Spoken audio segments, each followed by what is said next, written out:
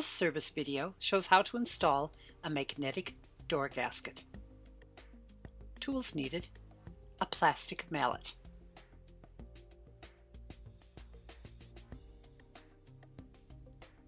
parts needed: a new magnetic door gasket. Remember to unplug the unit from the power source.